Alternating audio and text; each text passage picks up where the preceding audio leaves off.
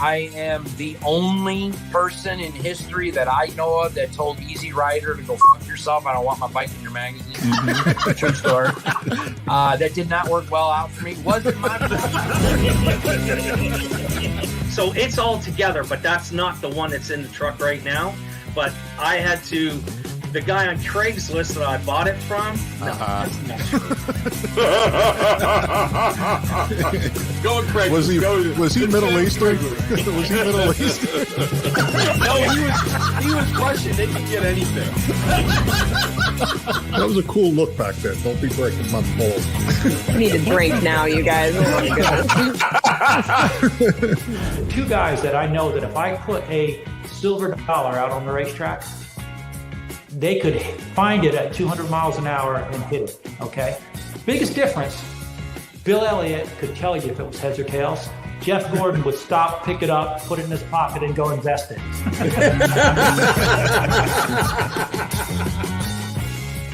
Beach assault, because I'm on a scuba team, and we come up on this beach, and it's a nude beach, and there's chicks everywhere.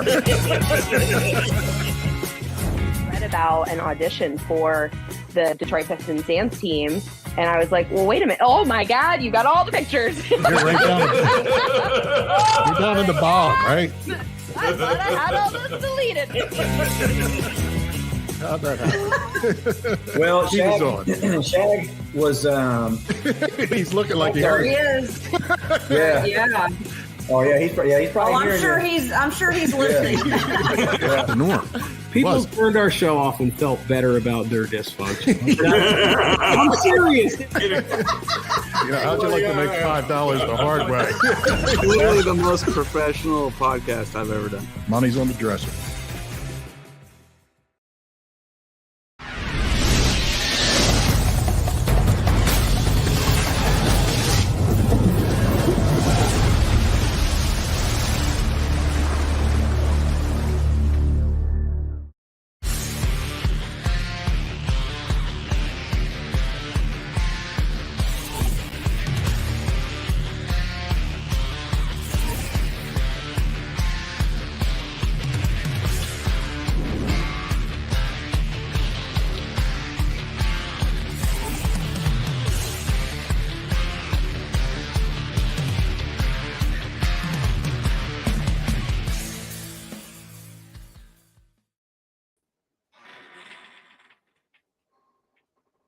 Hey everybody, how's it going? It's Lou Santiago, and tonight I just figured I'd give you guys an unobstructed view so you get some good eyeball liberty. Oh, you know, Bubba Beason knows what eyeball liberty is. And and we also have Aaron Gwatney. I'm moving around too much. We also have Aaron Gwatney, and Aaron is the guy who builds the engines for Bubba. So there's going to be a lot of good intel coming out today. So enjoy the ride. And we got an update on the sticky green love machine. Went to Carlisle last week. Me and John are going to talk about that. And then we're just going to walk you through everything. We're going to see what we got. So, Ken, do the commercial. If you're a restoration guy or the Camaro is just your first project and you have that passion for it, call Camaro Central. Those are the guys you want to talk to. They have parts for first gen through 5th gen on the Camaros and 1st gen through 4th gen on the Firebirds. So they're not just Camaro Central, they're Firebird Central.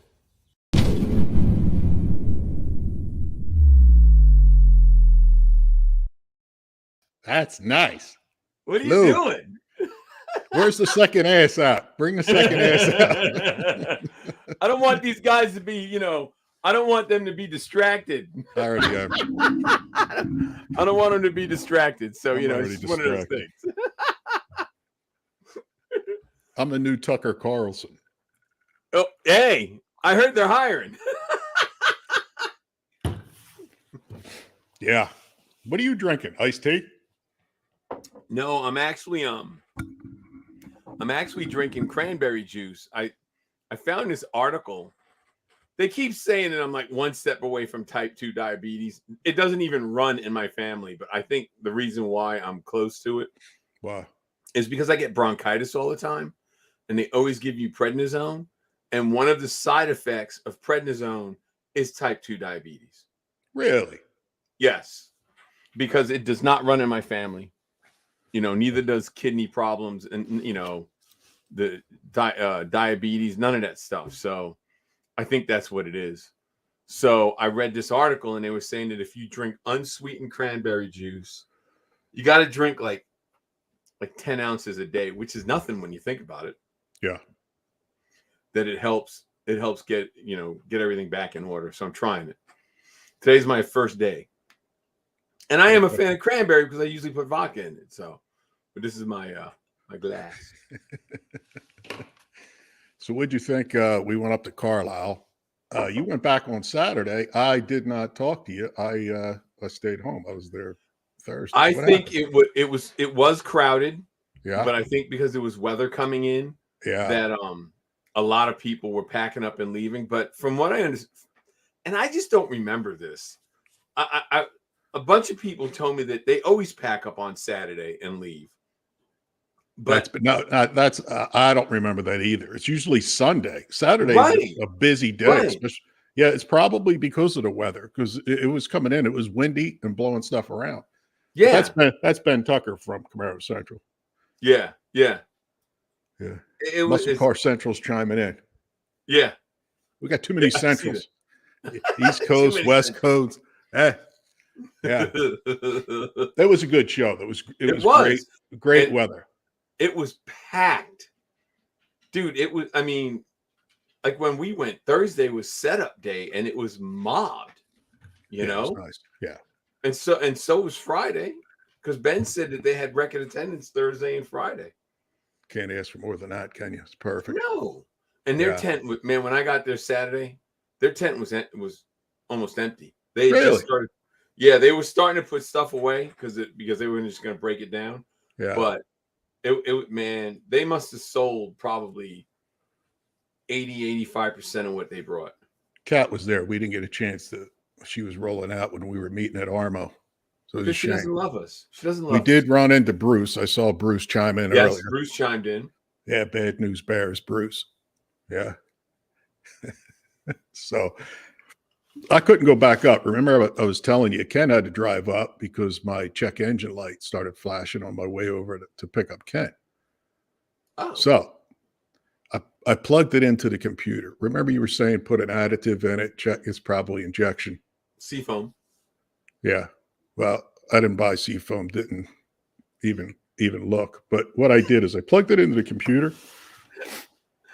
It was a misfire, cylinder 4, right? I go and I check it because I told you I had plugs put in it. Right. Back in August. Right. The wire came off. So it was a spark plug wire. But I got to tell you, Nick from Amsoil sent me this stuff here. Yeah. Yeah. He gave me some too. Let me tell you something. I stuffed this in there and drove. I had to drive the wheels back to Carlisle, the ones I picked up. Yeah. I went from 17 something per gallon to 21 when I put this shit in there. So, and I got to tell you, Nick, I saw you chimed in earlier. You should be offering a discount on this because of the price of gas. If you buy a case, you get a discount for anybody that watches the show. Because I got to tell you, I'm running about nearly 22 miles per gallon with that stuff in my tank. Usually you call bullshit on it. Yeah. But I actually could see a difference. I usually run 17.5 in the Tahoe because I'm running 80 miles an hour. That's a pretty big difference. It's a huge difference. So anyhow, what I wanted to tell you is the wheels, you were here. We fit them up, see if it'd go in. We measured, double measured, triple measured. It wouldn't work. It was hitting the outside, the quarter panel area. So I called up Kreger, said to Kreger, backspacing, can I get custom wheels made? He said they do custom backspacing, custom builds. He says, but that shop is shut down. He said, it's going to open back up in January. He said, they moved everything from California to South Carolina. They're falling behind. That's why everything's back ordered. He says, they just opened up another shop in California. So I can't, I probably can't wait till January. So we did the math. He's thinking 17.9s will work. I'm not sure if that's going to work or not, because this is what happened. I told him, I said, your backspace 4 inches, it calls out 4.3 in the catalog or on the website. He says it's supposed to be 4.25. I'm like, well, either way, it should be accurate to the public. Yeah. He said to me, he said, how are you measuring the backspace? I told him the inside lip. He says, that's not how you do it. That's how everybody says to do it. How do you do it? You do it to the highest point. That's where they measure it. So that I'm telling you, he goes, internet's not such a good thing. He says, because once one guy does it wrong, everybody sees it, and somehow it gets whispered down the alley. He goes, we've always measured from the highest point to the top of the lip. I've been measuring them like that since before the internet. That was like always in all the magazines, all the publications. That's what they had. This dude sounded like an old head. Listen, he was I'm not saying he's wrong. I'm just saying. Hear me out. Yeah. I returned the wheels. I put them on the counter. I said to the guy, Bob, the old guy that I got him from at Carlisle, I said, yo, my man, you sell and do wheels. Where do you measure it from? He said the same exact thing. Outer top lip, not on the inside where the bead goes. So it's two guys. Either way, if you're going to measure and you're getting Kreger's, that's how Kreger does it. So I mean, I'll measure them that way. That's what I did. Listen, everything I looked at, I took it to a place in Wilmington, Delaware. That's how he measured it. I said, double check my math. Everybody was doing it that way. I just wanted to give you the heads up that they do it differently. Yeah. You know what I mean? Because I mean, I've been doing it that way since the 80s. Yeah. I don't want to go real long. We have an update video. We shot some stuff Friday here. Got an update video of the Sticky Green Love Machine. We'll come back for a second. We're going to run Nick's spot, and then we'll bring out the guest. I hate to throw a bunch of videos in, but check out this video that Lou did on the wiring of the Sticky Green Love Machine. Hit it, Ken.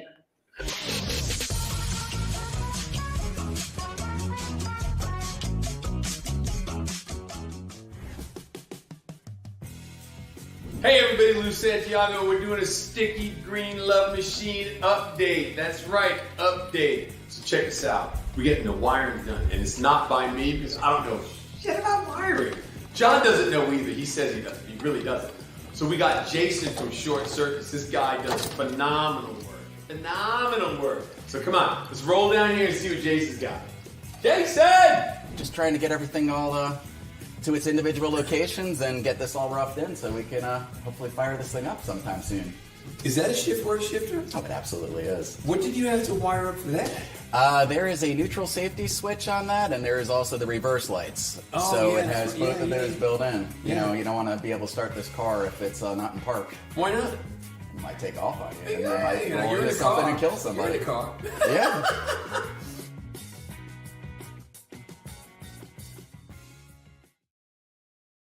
So did you guys know that Amsoil is the corporate entity, and then they have independent dealers who sell their products? So here's the thing. We called up Nick at syntheticadvantage.com, and we said, Nick, we're doing the Sticky Green Love Machine, and we don't want it to be so sticky. And he said, guys, I got you. And he sent us engine oil, right? So we've got all the fluids we need to get the Sticky Green Love Machine not so sticky. But something I really want to tell you guys about, because this is truly important. Amsoil makes antifreeze. And the thing about Amsoil and their antifreeze, it's kid and pet friendly. I'm not saying mix it with vodka and feed it to your 2-year-old. I'm saying it ain't gonna kill them or your pets if they get a couple licks of it. Amsoil, as far as I know, they're the only ones doing that. Check them out, syntheticadvantage.com. Tell Nick Lou sent you. Yeah.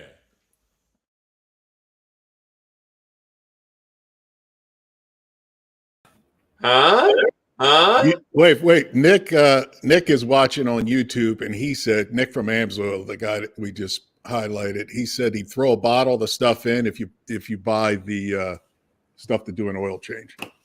There you go. So I don't know what it costs, but it says put it in every 4,000 miles, I guess, when you change your oil. So believe me, I'm going to double check it, but those numbers are up. Aaron, Bubba, let me first start out that Bubba's real name is Bubba. That's Yeah, not a mom and nickname. dad didn't like me. So, Well, they didn't name you Sue. Yeah, I got a nephew, Bubba, but that's a nickname because his younger brother couldn't pronounce brother when he was younger, and they called him Bubba. And I guess that happens in a lot of cases. But let me explain Gwatney. It's not Aaron Gwatney, which you said at the beginning, Lou, but it's all good. I called Gwatney because I was talking to Junkyard Jimmy. He told me to call Gwatney. Gwatney said for the LS or the LT, because he was just cracking in the LTs, they said, call Bubba. That's how I met Bubba. Bubba's been on before, and we talked some technical stuff, but he said, and he brought up Aaron. It says we should have Aaron on from Gwatney to explain what both these guys are working on to make shit happen. yeah. So I would just want to tell everybody that's the intro of where we are now. You know what I mean? Aaron, how you making out? You adjusting your camera? What you got working on there? Can he hear us? Not sure he can hear us. Man, I hope he gets on there.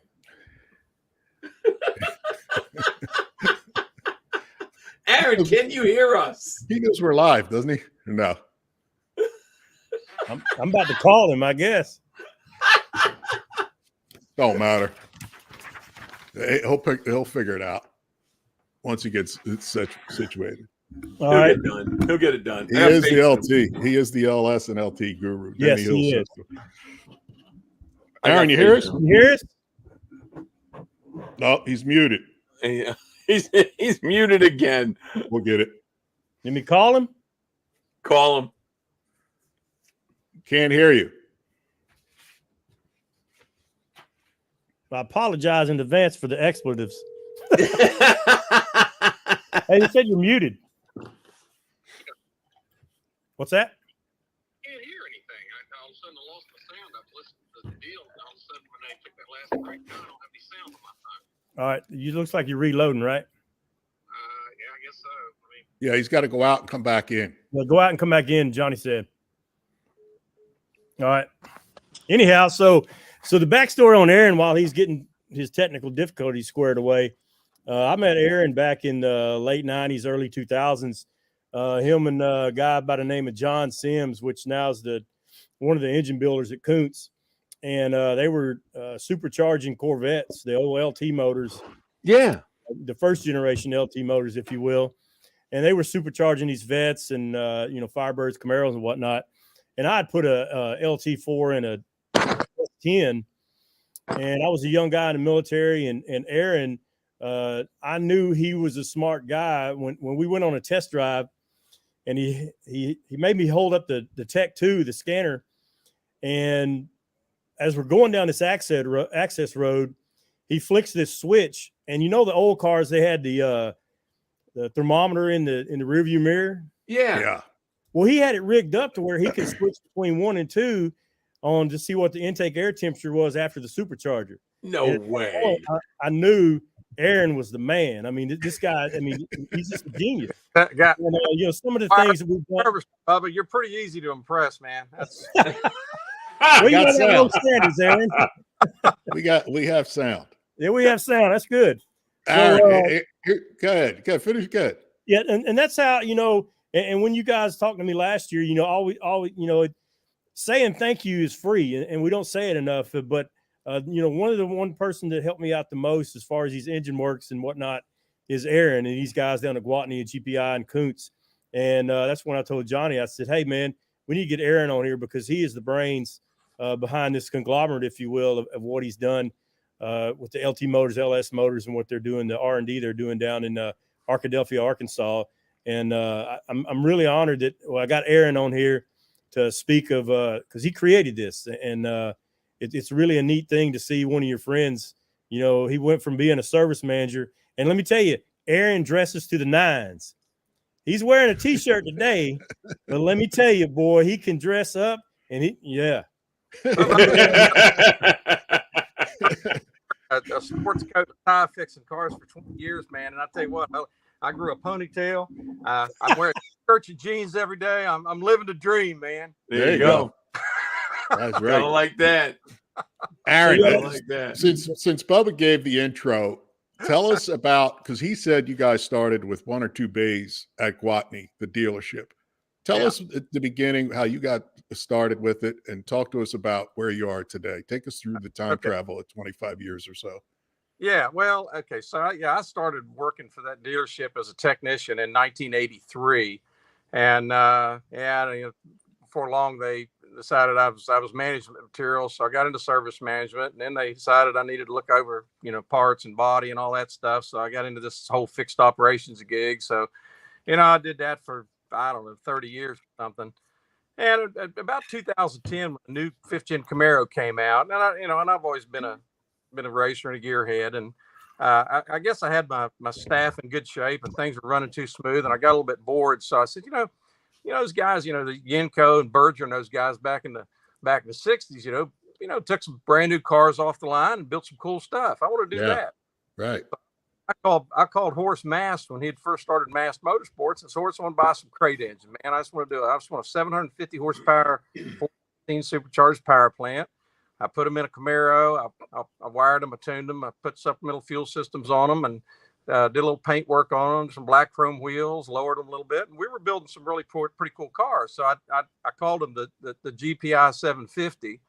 And that's kind of where GPI started. I was bored and needed something fun to do, so I started doing that, and we did that pretty successfully. And the Z01, when the Z01 was debuting, I said, "Man, that looks like trouble. That's an awfully nice car, and it's going to be highly competitive with what we're building, with full factory warranty, better suspension, better brakes. Yeah, it makes a little less power, but I honestly didn't want to sell against the Z01, so I sold the last one we built pretty easily." And by that time, word had kind of gotten out. We had a lot of people knocking on doors, wanting tuning and headers and cams and things like that. So I was moving some of Mast's stuff and a little bit of Lingenfelter stuff, and we were just doing some mods. And I'm a so tuner, so I was a tuner, and the demand was really high. So as it grew, I finally put a chassis dyno in because I was tired of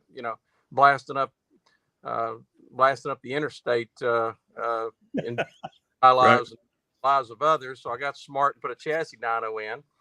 Then I got so busy that it really got to be not quite as much fun. So I'd heard about this local young man that was supposed to be a pretty good tuner. So I recruited him, and it turned out he was way better than I was. So I hired me a tuner, hired me a good calibration guy. And he got pretty active on social media, and we started to develop some of our own cam grinds. And then that led into a good friend of mine. I don't know if you've ever heard of Koontz Racing, Jim Koontz. Mm-hmm. You'll see that on a lot of Fords at the drag strip. Well, Jim was an acquaintance of mine, and he had a really rich history in racing and had started Koontz Racing Engines in the 80s. And so Jim had sold that business in 2015. Just thought he was ready to retire, and about his second honeydew list, he decided maybe that wasn't such a good idea. So he started coming up and hanging out with us. So I hired him to be my cylinder head development guy, and we started doing our own head design. Meanwhile, we kind of watched the business that he had sold to see how it was working out. Which the guy that bought it was a racer, and he thought he was going to support his racing habit with a business, but he was a commercial roofer. And so it wasn't as prosperous, I think, as he had hoped. So we kind of laid low and waited until the timing was right. And in 2019, was able to acquire Koontz & Company. And before Jim passed away, he was supposed to hang out and help me with it. And then 5 months later, died of an aneurysm on me. So I had to double down and start spending a lot of time down here. But the main thing, we bought that so we could support, because at that point we'd developed an e-commerce business. And I felt like, hey, e-commerce is the way you scale this thing, because just just a shop building cars. I mean, that requires a lot of skilled labor. It's a lot of liability. It's hard to make a living at that. A lot of people try, a lot of people fail. Right. But I saw the e-commerce side. If we develop products, develop a brand, and then market them as an e-commerce strategy, then that is scalable, which is exactly what we've done. So now we have Koontz Company, which is kind of like our manufacturing facility. We have a lot of nice equipment. We've upgraded a lot of our mills, and we have a 5-axis Rottler and a 4-axis TNS and a Haas, and we just keep investing in equipment. And then at GPI, which is we finally moved out of the dealership, and I took the LLC, the Koontz Company LLC, and basically acquired all of the GPI inventory and assets and things that I'd, developed that business. And so now there are actually one business, Koontz and Company LLC is actually the parent company, but we still do business as GPI because that's a brand that we developed. Right. And managing partner of that company. And I still work for the Gwatneys, kind of on a consulting basis. I've got, good guys in there that do the job, and I just kind of oversee that. But this is my passion. This is what I love to do. And so we have a lot of fun, and we've grown this thing to this year. We should finish up hopefully about 10 million in sales this year. No shit. Damn. Yeah. We got. Hey, Aaron. Yeah. You forgot to tell people that when you first showed up to Gwatney, you slept in that Ford Ranger. No, man. Ford Ranger was way later, dude. That was a Falcon, 60 model Ford Falcon. Yeah, $28. Time to stop and get a job.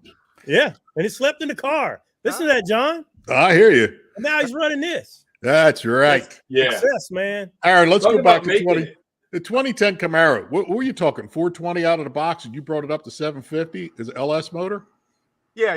They were LS3s. They were 420, I think. And we basically just bumped the cubes to 416, put a TBS 2300 Eaton blower on them, and knock a little boost out. About they were 10, 12 pounds of boost. You get 750 crank. And, they were pretty spicy. They were a fun car. We still got a few of them out there. Some of the guys we sold those to, I think one of them ended up in Ohio, and one of them ended up, I think, in Branson, Missouri, in a museum or something. I mean, they're out there. Maybe someday it'll be like a Yenko. Maybe I should collect one. You should. Yeah, especially if you branded it. Yeah, there's only a few. This way you can go, see that? I did that. Yeah, no shit. That's right? what you need to do. We need to do is start saying that they're desirable on the show. That's exactly what you need to do. I mean, that's all. That's what it takes. Wow. So, John, did you hear that this Camaro 750 horses to crank? Yeah, some guy named Aaron built it at Gwatney. So, Aaron, you're talking about doing your own heads now. Yeah. Right? You guys are casting your own head No, from zero? We don't have a foundry, and that's one business I don't want to be in. We I don't blame you. several foundries. We have a really good working relationship with CID, if you've heard of CID Cylinder Heads. So we work with those guys on a lot of product development, and become very good friends with the owner of that company. And then Brodax is in Mena, Arkansas. And so we get a lot of our castings from Brodax, and we just get Porter's castings, which is just a bare casting. And then we develop our own port profiles, and then we digitize that, and we CNC that, and we do, bowl blends, valve jobs, finish fluffing the head in turn. We build the things entirely in-house, and we develop the port from scratch. And, we have flow bench and all the electronics to back it up, and we keep records and data, and got 31 employees in this company, and all of them are smarter than me, which is why it works. That's the way you do it, though. Dude, that's awesome. You know what I mean? If it was the other way around, you'd be in trouble, but you do hire smart people and you rely on them. No kidding. Yeah. That's perfect. Yeah. So let's talk. What are you working on now? Because you sent over a couple pictures, right? Well, some of the stuff we've been working on, I mentioned CID cylinder heads. We've been working on an intake manifold for the LT platform. That's actually an LT series engine. That's a direct injected engine. That's the new platform that came out in 14. Right. And that's an engine we did. It's 416 inches. We wanted to do a hydraulic roller, really max out a hydraulic roller setup. So we spent some time developing a valve train that we could achieve 800 lift on a hydraulic lifter and spin it over 9,000 RPMs dependably. So, we hauled a bunch of stuff out to Lake Havasu, out to EFI University. Ben Stroder was very, very good work with. Just rolled out the red carpet and was all hospitality. He's a neat guy. So we went out there and his facility to spintron test. And so we ground, I think, 5 different camshafts, different load profiles. We took 903 hydraulic.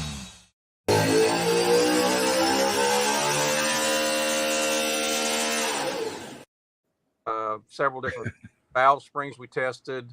We took it seriously, and we went about it in a scientific way. And it's amazing what you find on valve train when you get to the point where you're turning those kind of RPMs. There's a lot more to it than getting to, going to Summit and picking out a valve spring. Everything matters. Everything matters. We ended up with ultralight 7mm valve stems, and this really had to do some things in the way of weight reduction and spring technology to make it happen. But we come up with a combo. Hey, and all the combos we tested didn't work, but we did find one that does. And that little engine you showed there, we actually came back and screwed that thing together and had it on dyno last week. Actually, Bubba came down. We were doing some harness testing on a project he's been working on. I used that motor to test his harnesses out. So we made a few rips on it, didn't we, Bubba? Oh yeah, couple, 2 or 3. Yeah. You got the video too. That motor made 934 horsepower. It's all motor, 416 inches, direct injected.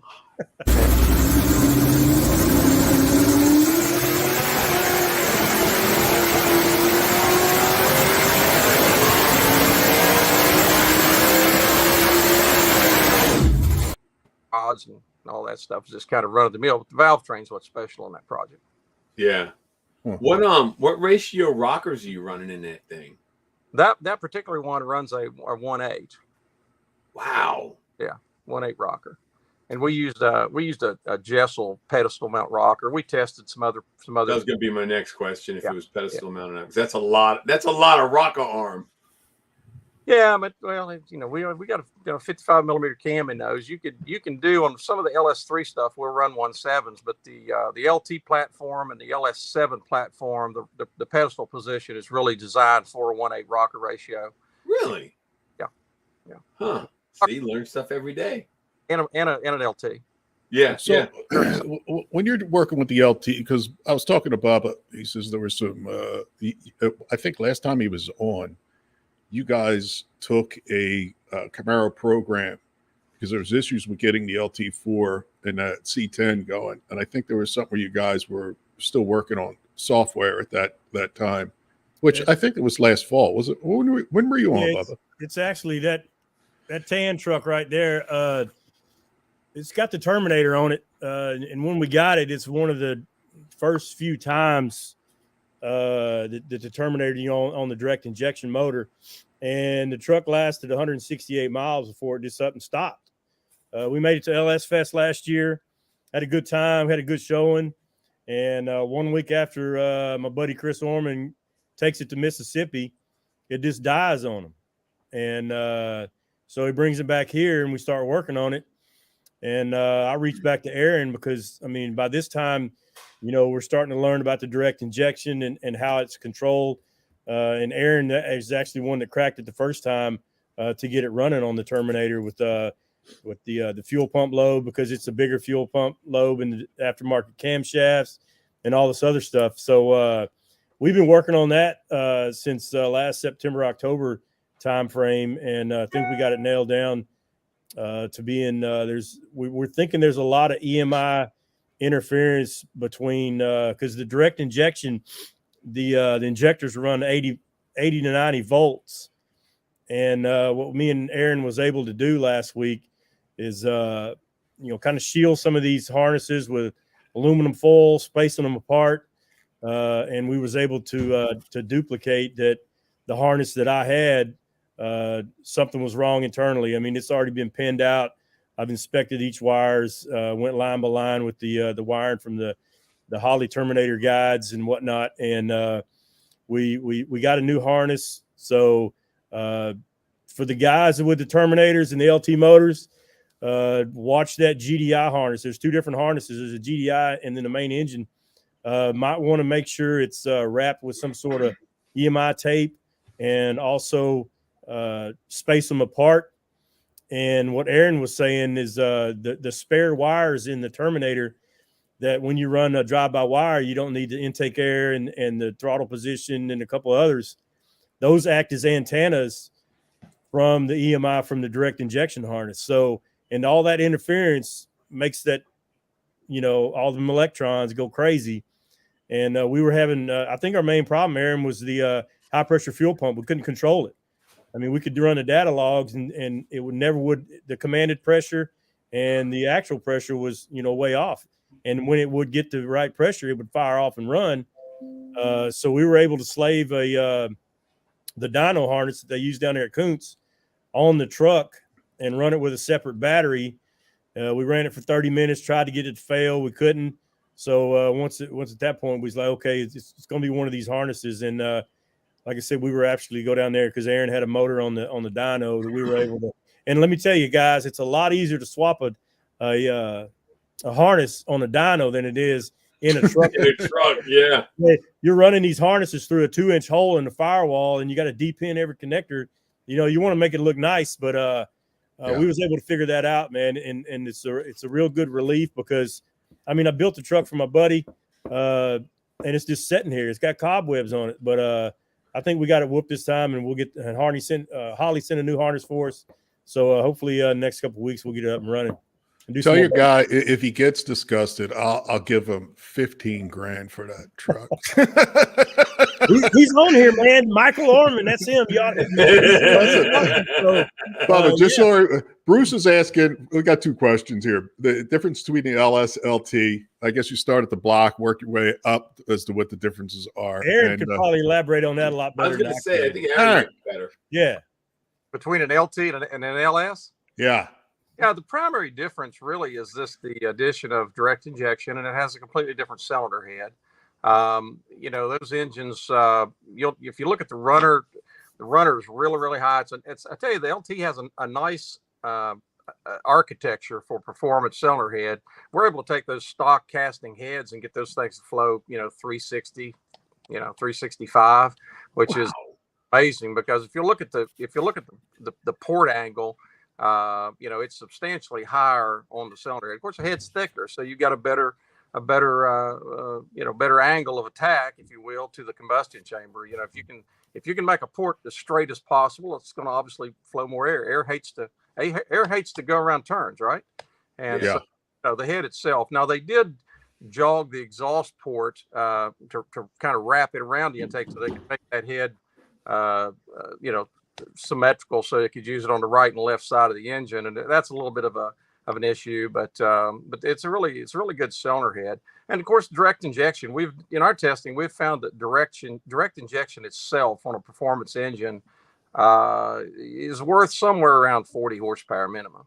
And we tested that last week on that engine with carburetor, and I think we made 860 with the carb and 930 or something with direct injection. But we were running a carb style intake, and I mean it was a pretty exotic setup. But the difference and a carb is hard to rival with fuel injection if it's correct. If the carb's right, because evaporative cooling effect in the plenum that you don't get with fuel injection. We're starting to experiment with some of that stuff though, and introduce the fuel from injectors high on the plenum and trim at the ports. So we're working on some stuff like that too. But that's the primary difference in the engines. And block wise, there are some physical differences, but bore spacing's the same.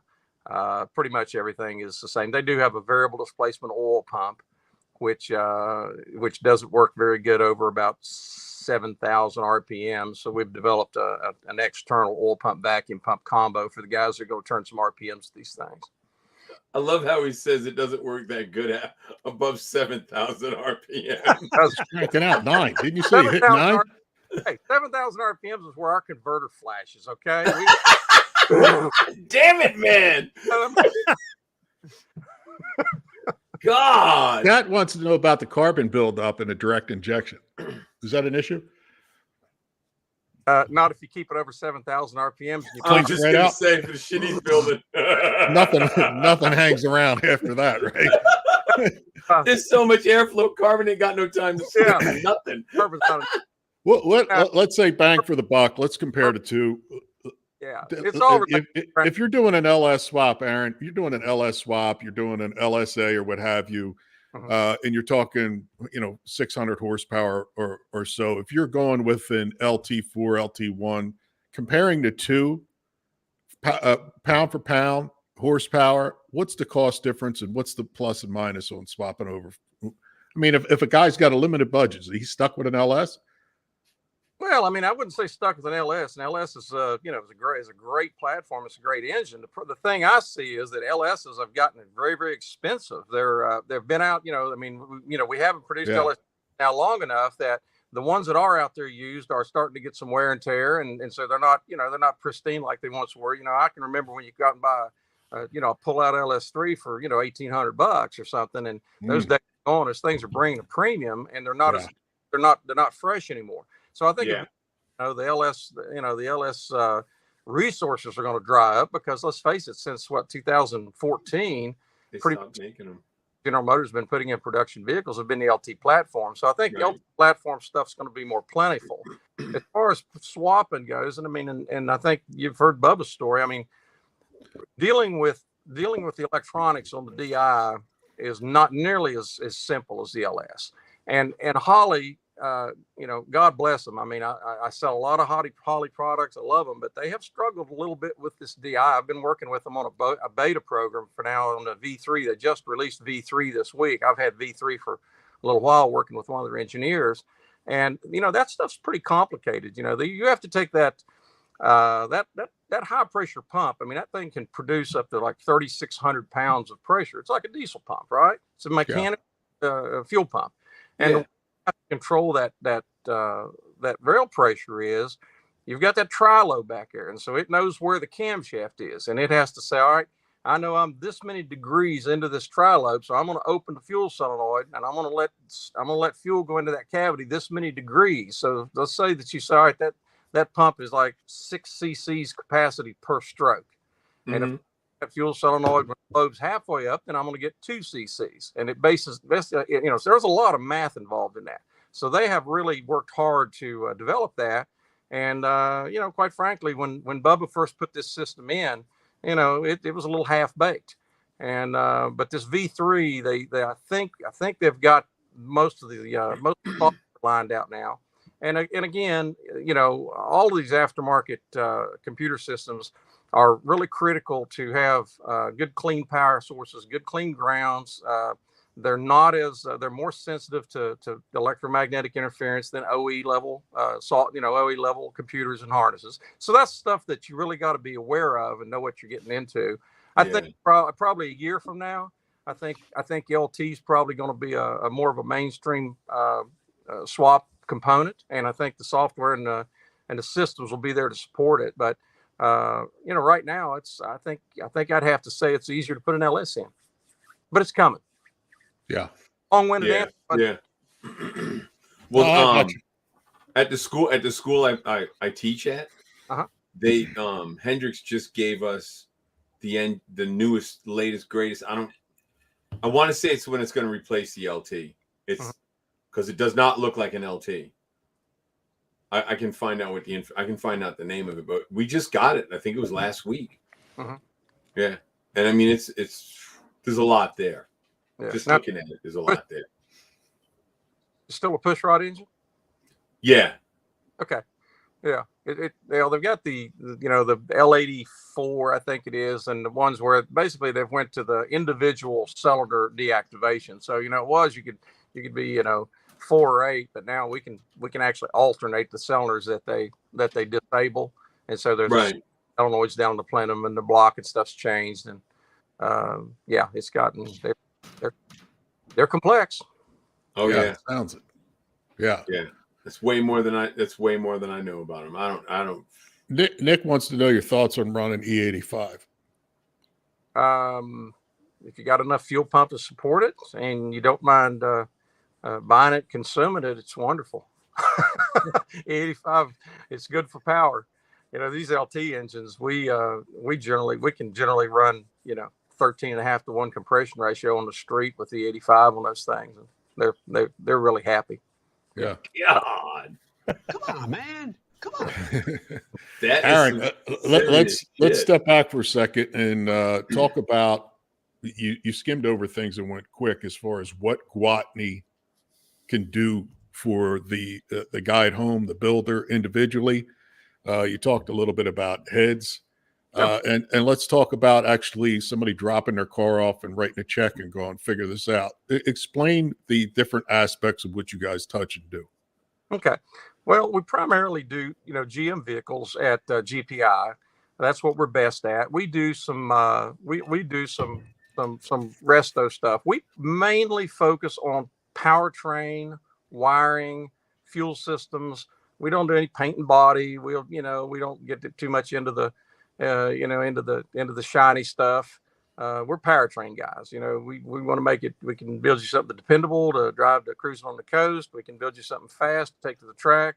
We've got a Grand Sport replica, the road race car we're building for Guy right now.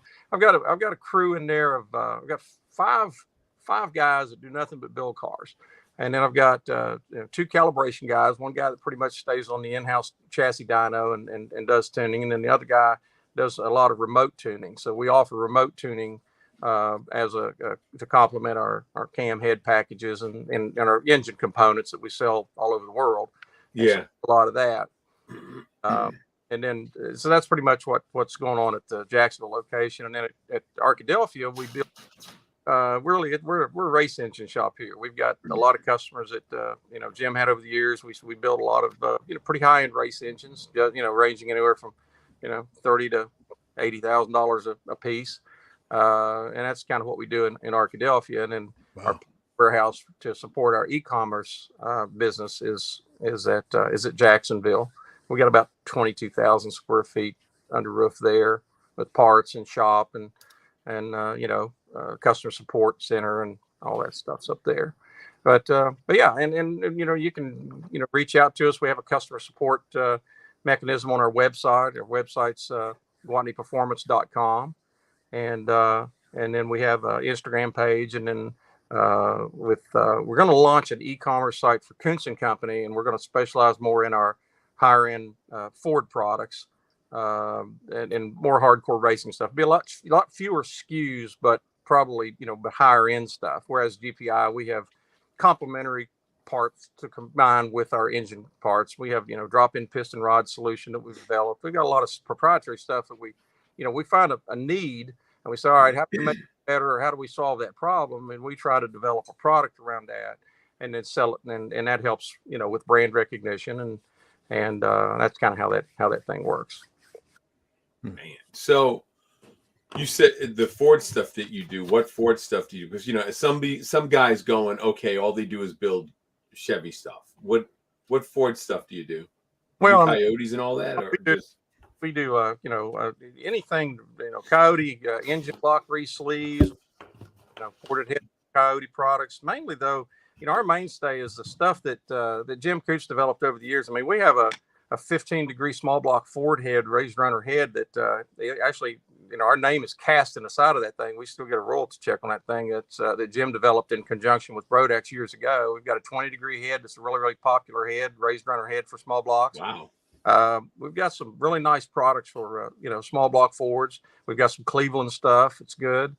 And then we've gotten we've dove over into the Coyote stuff a little bit. We're doing more of that stuff now too. You had a Bigfoot motor in there a couple of weeks ago. Yeah, we did. We had one. This guy was restoring Ms. Bigfoot, and he apparently found the original engine for that thing and brought it into us, and we freshened it up. And he still hadn't found the correct supercharger and stuff for it. So a buddy of mine just happened to have a 429 Boss intake manifold. I borrowed it and stuck it on that Bigfoot engine, threw a carb on it, and made a couple of licks on it, and they picked it up. That's awesome. That's awesome. That's cool. We did a Boss 9 not too long ago. It was a nice engine too. The guys put in a Torino. I tuned it on fuel injection. That thing made like 820 foot-pounds of torque at 3,900 RPMs or something. Wow. Damn. What a tire. Yeah. They are building some stuff in Arkansas, John. Yeah. You ain't shitting. Aaron, I would have never thought they were building that kind of shit down there. And I'm serious. You just don't hear of it. You know what I mean? Hey, we don't have to worry about teeth and shoes getting in our way, man.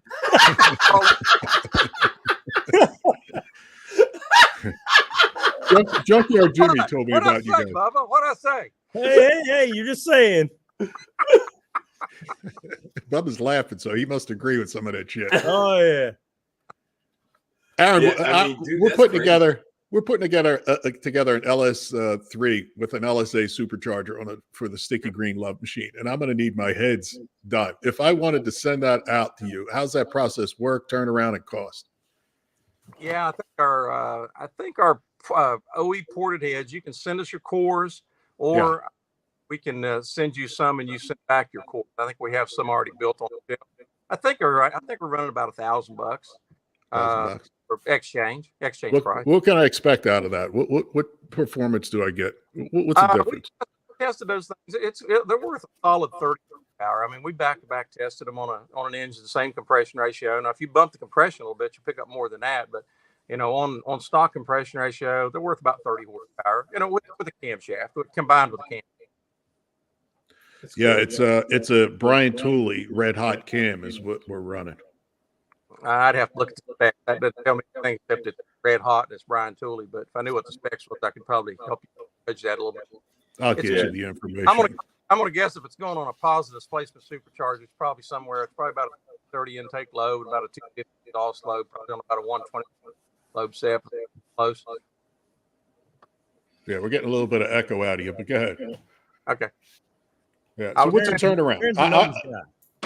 If I wanted to send you the heads, what's the turnaround? I mean, if you got a set, you just pump it out to me. And hit me with a core charge.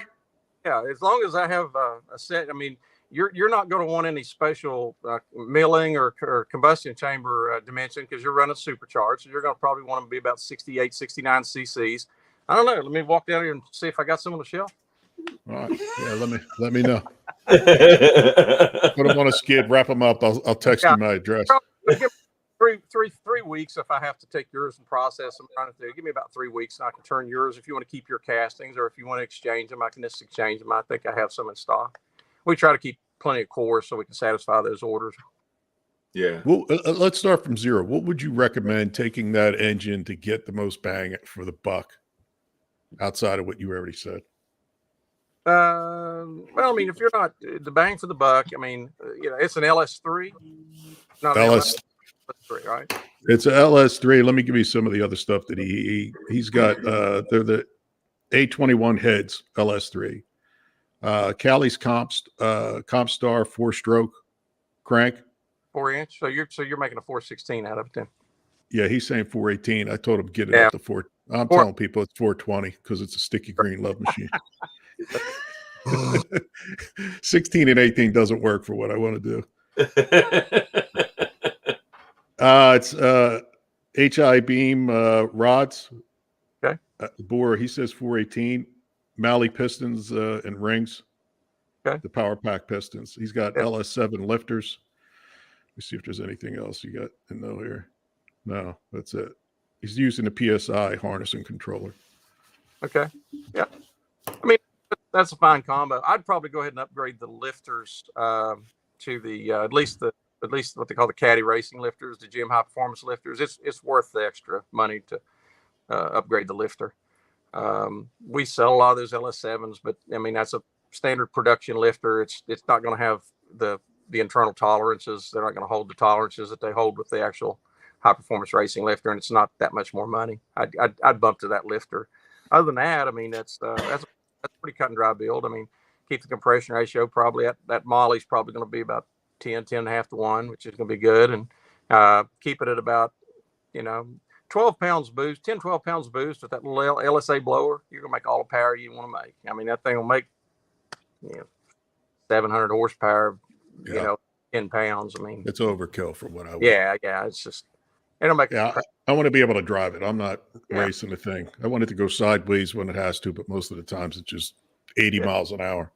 And that's very, very common. Yeah, I mean, it's supposed to, a lot of guys do. It's unbelievable how many people we have just they don't even care about the power. They just want that muscle car sound. So we sometimes. Especially on positive displacement blowers, we intentionally misgrind a cam because it's not thumpy enough when you put it on a 121 lobe sap. So, you got to intentionally throw one on like a 116 or something and compromise because they get pissed if they don't have some thump. Yeah. Want it to sound right. Yeah. Yeah. They gotta have that. They gotta have that chop that they like. Yeah. Somebody named their cam Chopacabra. That's awesome. I crack some of the names, man, they come up with some stuff. I'm not very good at marketing. I just call them out by their number, but man, they get some trick names for this stuff, and people buy They this shit. do. They don't know what the specs are, but they buy them because it's a cool name.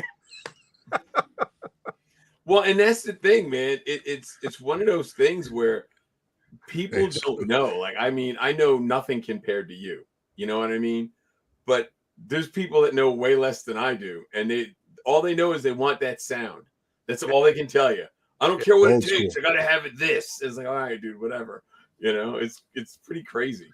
Okay, Gene so Gene wants to know about any recommendations for LT replacement valve bodies. Throttle bodies. I'm sorry. LT replacement throttle bodies. I'm guessing aftermarket.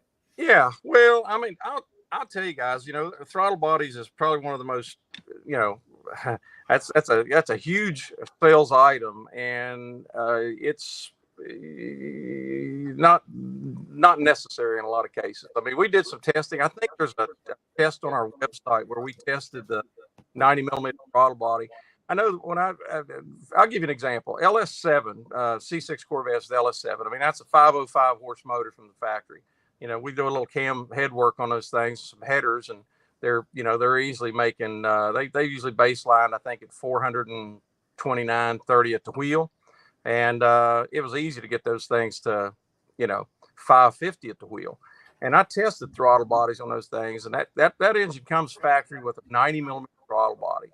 And I didn't pick up any power gain until I had an engine that would produce somewhere around 575 real horsepower. And then a 102 throttle body actually started to make a difference. Wow. Look at your map KPA. If you run out of throttle body area, you're going to start pulling a vacuum in your manifold at wide open throttle. And the map tells you if you've got a vacuum there. So if you're like at 100 KPA wide open throttle on your data log, your throttle body ain't going to make you power. Not a restriction yet. You get to the point where you're starting to, experience a manifold vacuum. It's time for a bigger throttle body. But to answer your question, Nick Williams makes a nice one. He probably makes most of the ones that are out there that are just private labeled, like the K-Tech ones are Nick Williams, and we sell a lot of those.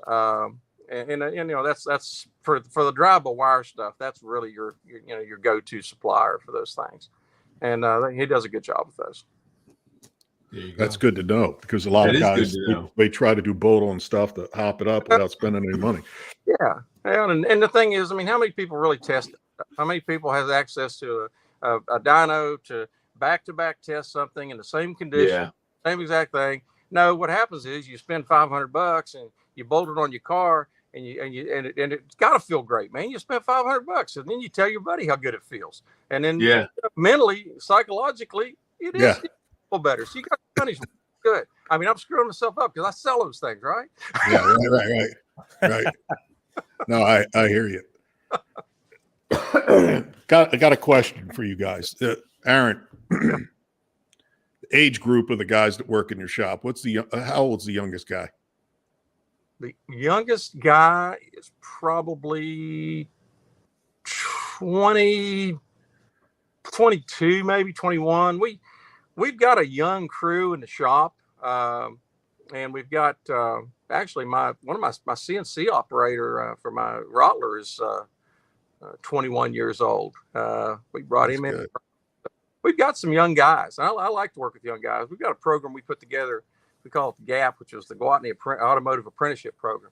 And so, we really like to get young people that have a passion for this industry, put them with a mentor, get them in a situation where they can do something they love and make a living at it. And that's really what our whole business is about, is a bunch of guys. We joke about it all the time, man. We get to do what some people, have to pay for as a hobby. And we get to do it with other people's money, man. What a great job. Yeah. Right. Yeah. No, but we work with Armo, and one of Armo's things is, of course, with SEMA is to keep this alive. Because right now their cell phone and having the latest iPhone is what's important, and not anything else. And the car identity, when we were young guys, if you had a 6970 Chevelle in high school, you were the shit. If you had a Roadrunner, you were the shit. Nowadays it's the cell phone. So what Armo is asking us to sometimes ask our guests is, what do we do to keep that alive? Their question or their motto is to take a kid to a car show. to bring a kid to a car show instead of just going, Cars and Coffee now, 7 a.m. Saturday morning. I'm sure you guys got the same thing, which used to be a cruise at night until 10 o'clock at night is now the AM stuff because it's all old heads. Yeah. So my question is, what do you think we could do to keep it alive and pass it on to the next generation? Well, that's an interesting question. I mean, I feel like we've had a little bit of a resurgence when we went from, I lived through the 80s where what we have 135 horsepower and you were something through that era, and then we kind of emerged on the other side in the 2000s. And I think the LS platform, I think the Chrysler and their Charger Challenger platform and then there's some pretty fast import stuff out there. So I think we've had a little bit of a resurgence, and the kids that are into that stuff are into it. And I think by even though maybe they're not under the hood, a lot of these kids are looking at car stuff on their phones, man. They're looking at they get passionate about it. I don't know. I don't have an answer. I think if we don't need to continue down the path of creating an attitude that internal combustion engines are bad. What they're doing. Yeah. You're a bad guy if you don't like EV. I don't know. I don't know that whole deal, but I mean, I don't know. I think this, the kids that are out there that are into that stuff, probably just give them fun stuff to look at, like we're doing right here. Give them stuff to look at. Maybe they get interested. If you look at the numbers, we're almost consistent as far as percentages between 25 and I think it's 55.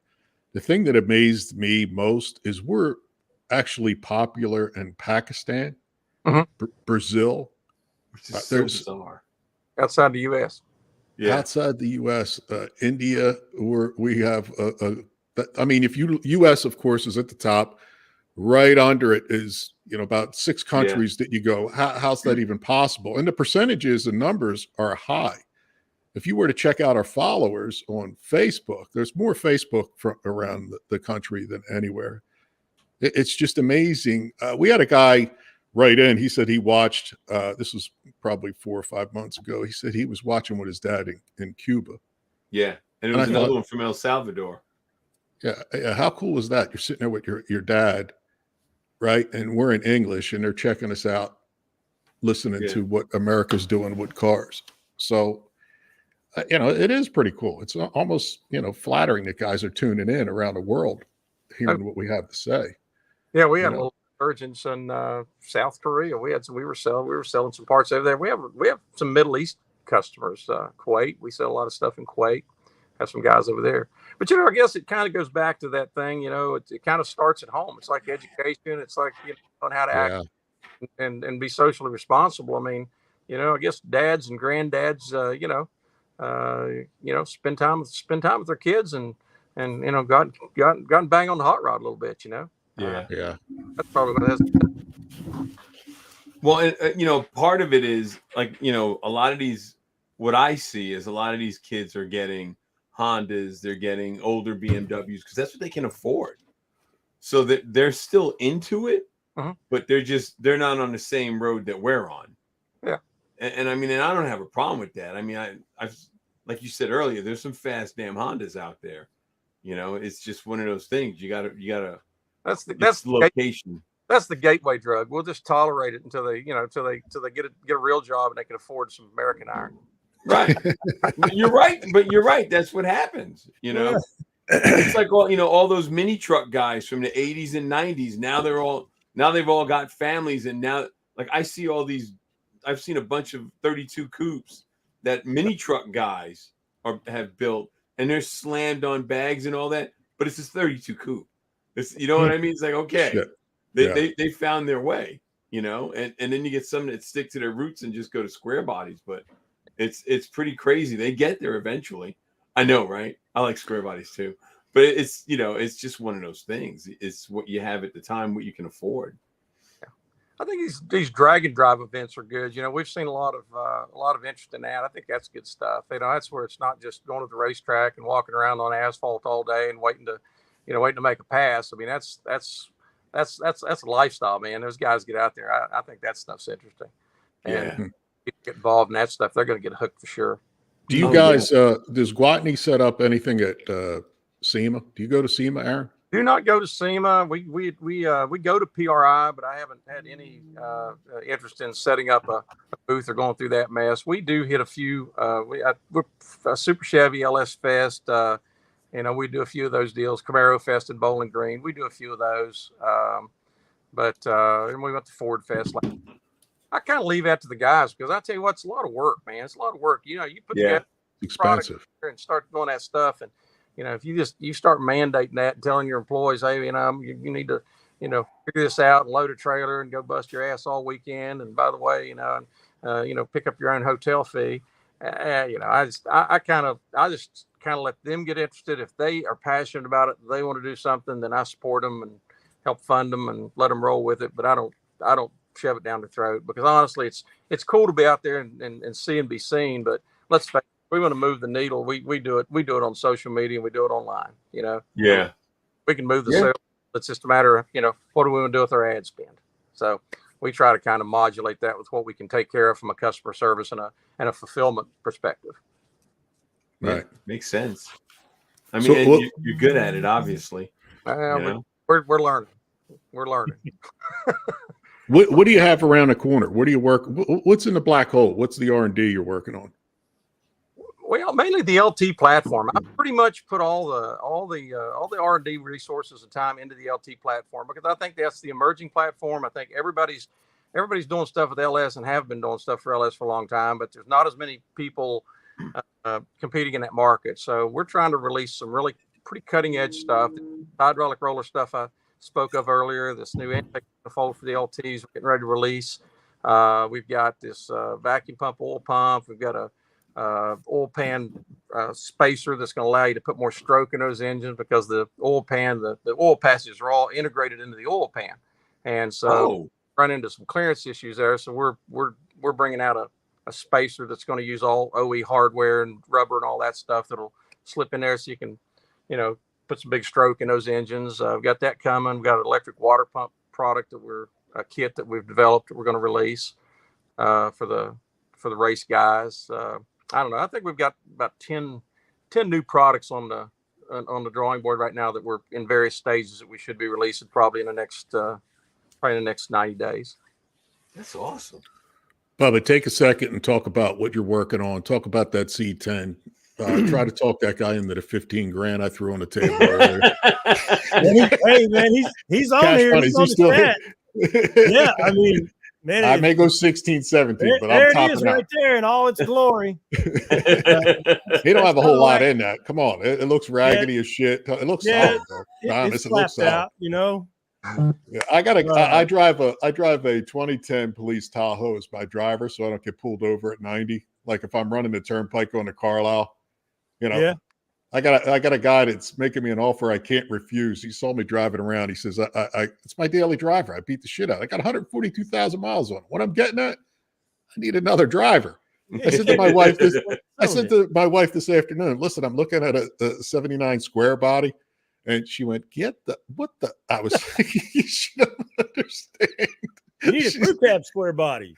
Yeah, I do. That's it. I did see one. The guy had one for $12,000 dually. Yeah.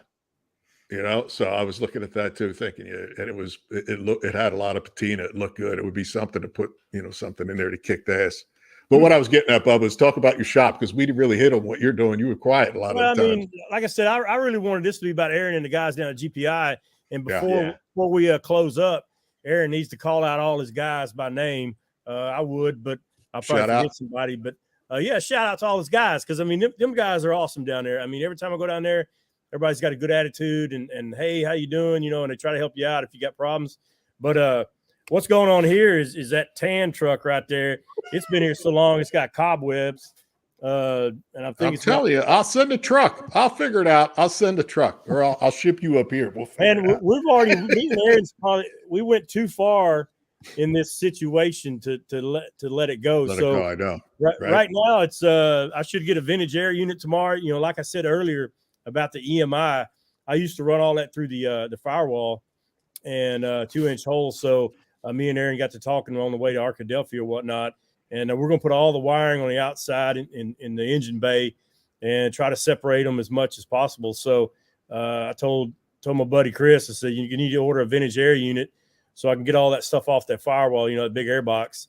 And so hopefully, you know, in a week or so we can have him lined out.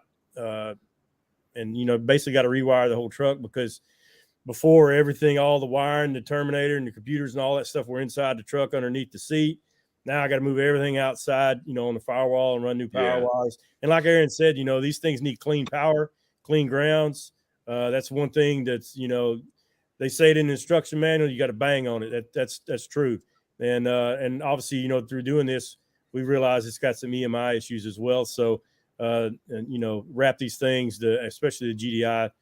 But and this one behind me, here's your daily driver, John. It's a 83 C10. It's got an old school small block in it with a 700 R4, and it'll be a little cream puff. Is it for sale?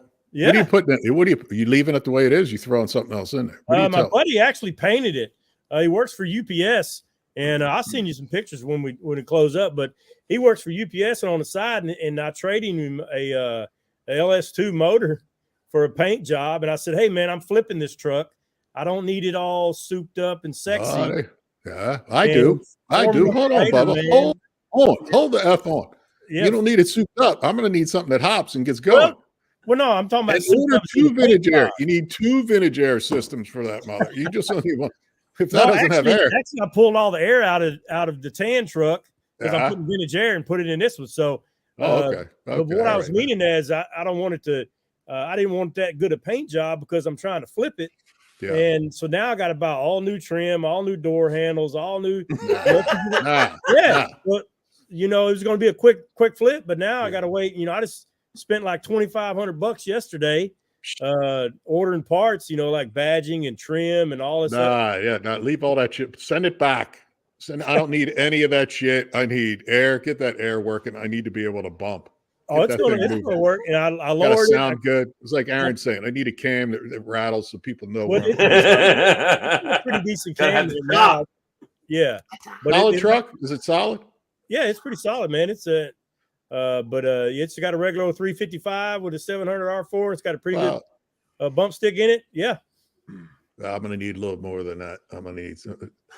Let's talk shop here. If I were to drop off an LT4 that I found online stock and hand it to you and put it in that truck, what's the total cost or guess between two numbers? $1 million being the high. What's the low number to be able to put that in there? An LT4? Yeah, LT4. That's what you got in the other one, right? LT4? No, it's LT1. It's an LT1, so it's not super. Also, before I forget, the new version of the software from Holley, they're going to run 6L transmissions now. Before, they can only run 4L60s, 4L80s. Right. Now, the new software out, and you got to get a different module, but they're going to be able to run a 6L80, 6L90. How much bigger is it? Does it fit without cutting it up? Well, you're going to need to cut it when you put a 6L in a square body. Yeah, that's what I'm saying. Unless you got a high hump truck, which there's few of them. Well, A&D sells the high hump now, you know. Is it for early or late square bodies? They do 2 of them. I think they do early both. And I think there's actually 3 different ones that that's good. Yeah, you'll need a high hump. Yeah, but I know they do the early, and it's like 78, 79, and up a little bit. Yeah, like the 82. Back to John in that question with LT4. How much, Bubba? How much? I'm holding you to it. I know I just said I wouldn't hold you to it, but I'm holding you to it. You better sharpen your pencil. Man, if you want it decked out, no holes barred. No, I just want something that runs. I can pop it up and there's LT4. What is it? What's it? 650 horsepower out of the box? Yeah, it's LT4. Everything behind it, you got to upgrade. Yeah. No? Oh, I could do that. That's the same shit we're doing. That's the same shit we're doing with the Impala. Yeah, you got to figure out what kind of operating system you're gonna run with it. You know, I really can't. But I mean, come on, Bubba, come on, Bubba. I mean that truck right there. Yeah, what's he got in? Probably got $50,000 in parts alone. You know, with that suspension, rear end, you know, it's high class. The only thing bad about it is, well, you know, it's not bad, but the body. That's the only thing I didn't touch. Like Aaron says, you know, we build powertrains, and that's pretty much all I focus on. But what kind of security system do you have in that place? Well, actually, I What? own a security system. Oh, shit. I own a security company. All right, so that ain't happening. Yeah, All right, let's get I'm lying? Hey, ask Aaron at GPI who runs their security. All right, what's plan B? You can't push that thing out in the middle of the road and say you don't know what happened. Where's your guy at? Is he still on here? Show up tomorrow night, I'll kick it down the hill. All right. I'll wait till you're frustrated and wait till he's frustrated with it. I'm already past frustrated. Oh boy. You think you got it figured out though? Yeah. All right. Well, I think we do. We're going to have to get an update from you and tell people. You're going to have to tell me how you figured it out. We're going to have to tell people what you did to make that thing hump. Well, I mean, lots of time with Aaron. I mean, back and forth thinking. Because you went. We got a new GDI controller. We got a new Terminator, harnesses, all that stuff, and we swapped. We got the new beta software when they first released it to Aaron back in, I don't know, September, October timeframe. We tried that. Real simple, guys. We just kept throwing parts at it until we found the one that made it run. There you go. There you go. Yeah. And I remember Aaron made a new, the file was corrupted one time. I mean, everything that was, but I mean, it's just persistence. I mean, like I said, you went this far. It was almost to the point where I was like, hey, I'm pulling this direct injection off and running a LS, injectors on it. But Aaron's like, nope. And that's when he said, you make serious power. He said you can do a cam swap and bump in compression and you're making, 600 something horsepower. And I'm like, well, we'll stay with direct injection. So, I mean, it worked fine for 168 miles. I mean, it was a bad dude. And hopefully we can continue that here in a couple of weeks. Well, your shop's that you live, it's behind your house, right? Yes, sir. Let's say that somebody wants to get a hold of you. How do you do that? They call on Aaron at Gwatney and say, give me Bubba's number or what? Well, I mean, that's how they got you got my number. That's exactly it. Kevin's the one. I was just going to say, isn't that how we got it? Yeah. Because Kevin calls me, goes, hey, man, some cat called from New Jersey or New York or somewhere. Sound like New York. And I couldn't even understand this, but I gave him the same number. Sound Italian and shit. Sound Italian. Mobster. Yeah, Italian. Yeah. That's it. Italian. Exactly. Italian. That's the way I told you my mother-in-law, my wife's family's from Arkansas, from Brinkley. Oh yeah, right down the road. Actually, Junkyard Jimmy, he works at Sonny's, the junkyard I was telling you. Oh right wow, near you. Sonny's. We know Sonny's, Aaron. Yeah.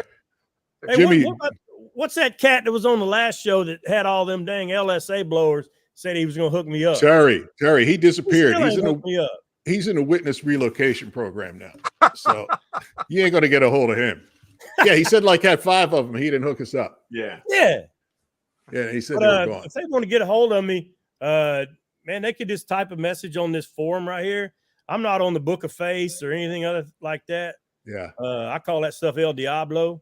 Yeah. Because you can run down a rabbit hole and next thing you know. Yeah, it's great. But yeah, they can message on this and I'll get back with them and whatnot. So I'm pretty easy to get a hold of and get along with. Yeah, reach out to us. We'll hook you up. Yeah. Our email is 3leftsdon't@gmail.com if somebody needs to get a hold of us or anybody, Aaron, Bubba, what have you. Aaron, talk about website. How do people get a hold of you? Because you're not the invisible man like Bubba is, where nobody can see him or touch him. Yeah, Gwatney, GWATNEY, Performance, PERFORMANCE.com, GwatneyPerformance.com. There you go. Yeah. That's the deal. That's the dealio. Got a really sharp guy that's on staff that built that website and maintained it. In fact, we just launch better, faster one here in a few weeks. He's been busting his butt night and day on that thing. So it takes a lot of people behind the scenes to make it work. And as Bubba said, I'd like to give a shout out to all my phenomenal crew, man. I tell you, I've got just blessed, being affiliated and associated with a lot of smart people that are really passionate about what they do, and they get in there and lay it on the line every day. And Ryan Stevens, probably one of the best calibrators I've ever met or worked around. He's just sharp as a tack. We got a guy named Ben Washir that we After he got out of the military, we trained him, and he's become a great tuner in his own right, very respected. Mike Petska, he was a Subway sandwich artist. He and his dad brought a car in, and they threw a motor together, and I tuned it for him. And I looked at the young man. I said, "What do you do for a living?" He said, "Well, I'm a sandwich artist." I said, "We did a pretty good job on this engine. Here's a card. If you decide you want to change careers, let me know." It was about 2 weeks. He's my shop foreman now. There you go. Damn it, man. Awesome. And so, this is a great group of guys, and gals. I could name them all. And then the guys at Koontz and Company, man, I've got some guys down here that's been with the company 27, 28 years. Kelly Duncan, great machinist, engine builder. Brad West, formerly Brad West Cylinder Heads. And blessed to have Brad on the team. And a guy named Justin McClendon's just a phenomenal talent. Picked him up out of the SAM school in Houston and recruited him. And he's just, I could name them all, but they're just, this thing works because of them, not because of me. I just get to do something I like every day. It's a top-notch lineup. I can say that from all the guys, here in Arkansas, John. Oh, I know. Yeah, and you need to come down here, and get a tour of the joint. I'll be down. I'll be down. Yeah. And like I said, Junkyard Jimmy at Sonny's, he's the one that told me about Gwatney, because we were talking. I told him what I was planning on doing. He says, "Call these guys. You need any That's advice?" secret in Arkansas. Yeah. So, yeah, it was a good deal, and that's where you and I met. Yeah. Bubba would send me texts. Give me 10 minutes. Give me another 5 minutes. Give me 8 minutes. Finally, we hooked up and we talked.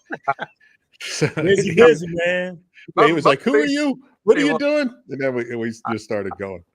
I'll give my friend Bubba a shout out, man. He's on my short list of true American heroes, man. You ain't shit, right? Appreciate that. Yeah. Bubba, you had what, 26 years in the service? 25 years, 2 months, and 5 days. Not that I'm counting. There you go. I remember that retirement party. That was a hell of a party, Bubba. Oh, yeah. We burned it down. We need to have a retirement anniversary party once a year. Yeah. They usually are. I never had a retirement party when I retired. I just left. It's because nobody liked you, Lou. That was exactly. The problem. They were glad to see me go. We're 22, so we're way over. I'm going to go over some of the people we have coming up, and then I'm going to toss it to Lou, and we're going to check out. But next week I'm going to be away, so it's a best of. It's going to be a rerun, which I think is can't remember. Sorry. May 10th, we got Nick, which you see. Nick was the last comment that popped up. He may be Nick from Amsoil. Bobby Bueller, who's working on a motor for the Sticky Green Love Machine, is May 10th. May 17th, we got Richard Brawlings is coming back. Yep. May 24th, we got Joe Zolper from Garage Insider. He is actually doing the Builders Brawl. Squad. That's what I say, Insider. I'm mixing you two up. Garage Squad, yeah, Garage Insider. But now he's filming and producing for his show, The Builders Brawl, which is coming up Memorial Day weekend. Yeah. Chip Foose is May 31st. So that's going to be a good show because we're going to really get into Chip and ask him some questions that haven't been asked and get him to open up to us. Goldberg, June 7th, which is the finale. We're going to take the summer off and come back. I think it's September. Ken may know, September 7th, 8th, whatever it is. And we're going to pick up until probably December. We are working with Armo SEMA to have our 100th show at SEMA, first week in November, I think it is. Yep, first week in November. It's supposed to be Central Hall. We'll keep you guys posted. We're working out the details. We haven't worked everything out, but it looks like we're going to be out there flipping Vegas upside down. You guys got anything before we jet? Is there anything that you want to throw out there or talk about? Any shows coming up you're going to? Anything that's where people can shake your hand and talk to you, or what? I mean, we're just every year we go to LS Fest East over there in Bowling Green, trying to get Aaron and GPI to show up one of these days, but there you go. They're too busy making the horsepower, so maybe I'll get them one day. It's a dirty job, but someone's got to do it. He's busy working. Yeah, they keep trying to bribe me with good food and good companionship, and I don't know. Got caved. That companionship thing, man. How much are they paying her? 2 for $5. Does she have all the routine? There's really important questions that need to be asked. That's how Lou thinks. He's a military guy. That's why I said it. I know you are. Lou, stick your tongue out. Let me see something. No, straight out. Turn your head to the right. Oh, you want? I was thinking about doing this. I was going to get a screenshot. I was going to get a screenshot. I was thinking about doing that, and yes, I was thinking about going. Smack that mother. We got two asses in one square. Wait, I gotta go this way. Yeah. Spank. I was wishing I could say that you still got it, but you don't have it. I got it. So, guys, appreciate you coming on. Lou's going to do the close. We're going to jet out because we're 25 after. We usually wrap up at the top of the hour. But all right, good visit with you guys. Thank you, guys. Thanks, Aaron. Thanks for coming on, Bubba. Aaron. Good catching up. Thanks for coming on, Bubba. Thanks. Dude, fucking Aaron is smart. Both of them are. They're good dudes. I know they are. I know they are. But dude, Aaron, he's making stupid power. Him and his guys are making serious power. They really are. And you know what else is our audience now has a contact and some direction. If they get caught up, they can ask them questions. They can hook them up with work that they can do in the heads, the motor, cam, get everything you need squared up for a swap because they've done it. That's what they do. Yeah. So how great is that? Well, and the big thing is when you stop and think about it, they're doing the LT motors. So, and there's really no one else that I know of that's gone as deep as they have. Yeah. You know, I mean, usually you hear that so and so's doing this, so and so's doing that. You don't hear people talking about the LTs like that. It's always LS stuff. So for what they've got is they're kicking ass. They're definitely in the forefront. Yeah, they're doing a lot of R&D work to make it happen. Right. So the next guy behind them doesn't have to work so hard to take their direction and say, this is what we did. This is how we did it. Yeah. You know, and it saves people a lot of time and money. Yeah. So this show is brought to you by Camaro Central.